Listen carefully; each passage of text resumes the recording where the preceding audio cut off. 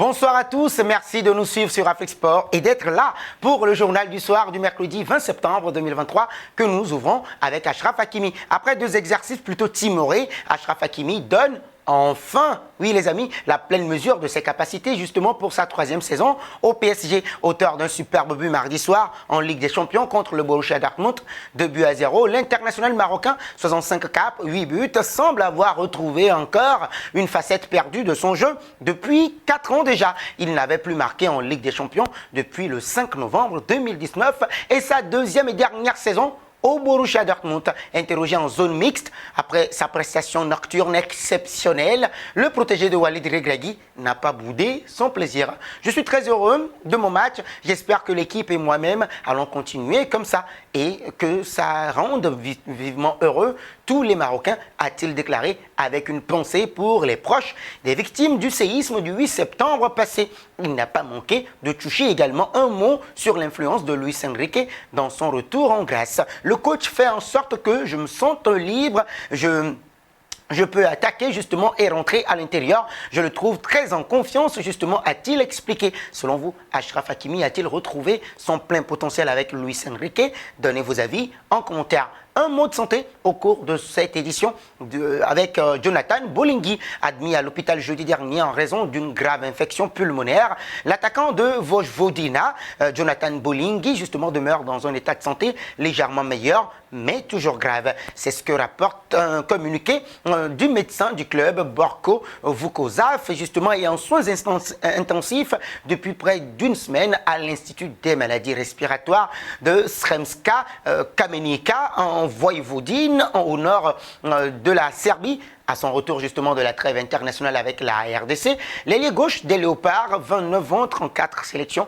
9 buts, reste dans un état préoccupant. Borko Vukosaf, le médecin du club, nous a fait une déclaration concernant l'état de santé de Jonathan Bolingui. Son état de santé s'améliore, mais il reste grave. Il est avec bien sous soins artificiels. Eh bien oui, on espère que ça va s'améliorer, a annoncé le club serbe via un communiqué sur son compte X, anciennement Twitter officiel lundi, afin de soutenir son nouveau joueur arrivé librement le 27 juillet dernier depuis Buriram United en Thaïlande. Le Vosa a décidé d'offrir un accès gratuit de son stade à ses supporters samedi prochain en marge de la 8e journée de Yelen Superliga.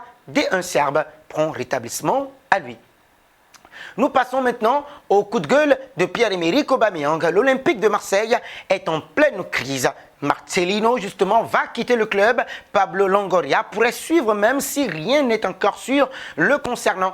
Et les joueurs dans tout ça. Sur X, une rumeur selon laquelle certains joueurs de l'OM se poseraient des questions au sujet de leur avenir est apparue. Geoffrey Kondogbia ou encore Pierre-Emerick Aubameyang auraient mal pris justement ce qui s'est récemment passé au club. Mais le Gabonais a démenti cette information en personne. Ne commencez pas à mettre mon nom et inventer des histoires, s'il vous plaît. Merci, a-t-il répondu justement sur son compte X officiel.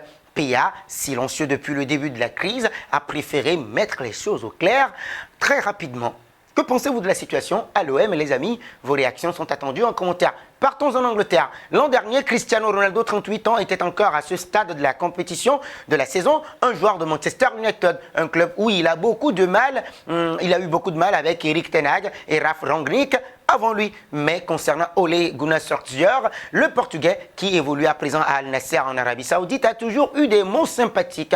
Ce sera peut-être un peu moins le cas après l'interview donnée par le Norvégien à The Athletic. C'était une décision très difficile à prendre et compliquée à refuser. J'ai senti que nous devions la prendre, mais elle s'est avérée mauvaise. C'était si bien quand il a signé et les fans ont ressenti cela lors de ce match de Newcastle United quand Old Trafford était en plein essor après que Cristiano Ronaldo avait marqué 2 fois lors d'une victoire 4-1. Il était toujours l'un des meilleurs buteurs du monde. Il avait l'air fort. Quand je regardais le calendrier, cela allait être une période décisive. Manchester City, Liverpool et Tottenham, Leicester à l'extérieur, puis Chelsea et Arsenal, ainsi que les matchs de Ligue des Champions. Les choses allaient contre nous. Cela a commencé avec Aston Villa à domicile, défaite 1 but contre 0 but contre 1 et un penalty manqué en fin de match. Lorsque vous avez un groupe, vous avez besoin que tout le monde tire dans la même direction. Quand les choses n'allaient pas bien, on pouvait voir certains joueurs et certains égos sortir.